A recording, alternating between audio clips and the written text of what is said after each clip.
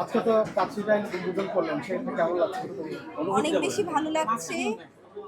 কারণ কাচ্চি ডায়েরির এটা দ্বিতীয় শাখা আমি ওপেন করলাম। তাদের তো অনেক শাখা, প্রত্যেকটা জেলায় জেলায় শাখা, কিন্তু এইটা দ্বিতীয় যেটা আমি ওপেন করলাম। এর আগে আমি উত্তরাটা ওপেন করেছিলাম এবং আজকে ধানমন্ডিতে।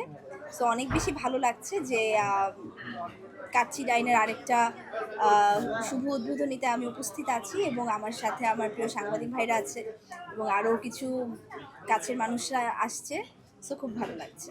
কাচ্চিটা তো অনেক খাবারগুলো টেস্ট করেছেন, সেক্ষেত্রে খাবারগুলো যদি একটু রিভিউ দিতেন কেমন লেগেছে? তাদের কাচ্চি বরাবরই মজা, মানে এটা আমি একদম জেনুইন কথা বলছি যে খুব মজা।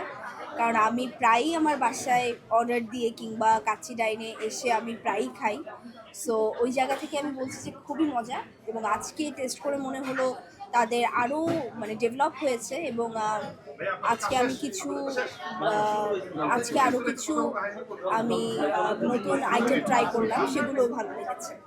যেহেতু নায়িকারা সবসময় ডায়েটে থাকে, সেক্ষেত্রে আজকে অনেক রিচ ফুড আপনি টেস্ট করেছেন, কি বলবেন? এটা ঝরাতে এখন জান বের হয়ে যাবে। এটা আসলেই কষ্ট হবে, কিন্তু আমার মনে হয় কাচ্চি এমন একটা ফুড যেটা আসলে সামনে থাকলে আমরা কেউ আসলে না খেয়ে বসে থাকতে পারবো না। আমার মনে হয় কাচ্চিটাই এরকম, আর কাচ্চি ডাইনের কাচ্চি সেই তুলনায় অনেক বেশি ফেভারিট। আমার ফেভারিট খাবার অ্যাকচুয়ালি বিরিয়ানি। আমি বিরিয়ানি খুব পছন্দ করি, যার জন্য আমার এসব খাবার দেখলে আরও বেশি লোভ লাগে।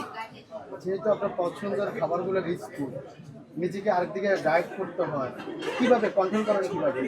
এইটাই তো চ্যালেঞ্জটা, আসলে আমি মনে করি আমাদের চ্যালেঞ্জটাই এখানে, শুধু আমার না, আসলে আমি মনে করি যে আমাদের আর্টিস্টদের প্রত্যেকের চ্যালেঞ্জটাই এখানে, যে আমরা চাইলেও হয়তো বা সবসময় ফেভারিট খাবার কিংবা রিচ ফুড খেতে পারি না। সো এর মধ্যেই হয় যেদিন আর কি চিট ডে থাকে ওই দিনই একটু খাওয়া। আমরা যদি একটু কাছে নিয়ে অনেক কথা বললাম, যদি আপনার একটু কাজ নিয়ে কথা বলি, সামনে ঈদ আসছে, কি কি কাজে আমরা পাচ্ছি দিকে?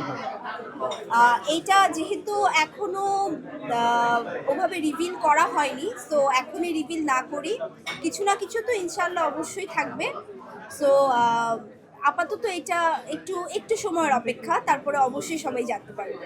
গতবার আমরা দেখেছি আপনাকে সিএম এর সাথে, এবার একটু গুঞ্জন শোনা যাচ্ছে শাকিব খানের সাথে দিদি কোনো একটা সিনেমাতে একটা না অংশ না ভাই, আছে। গুঞ্জন পুরনো হয়ে গেছে, এবার একটু নতুন গুঞ্জন শুনতে চাই আমিও। তার সাথে শরীফুল রাজ। আমি জানি না, এটা দেখা যাক ইন ফিউচার কি হয়, কিংবা সামনে আমি আপনাদের কি নিউজ দিতে পারি, আমি নিজেও সেটা চেষ্টা করব। ঠিক আছে, থ্যাংক ইউ ভাইয়া। কারকুশাল। Thank you.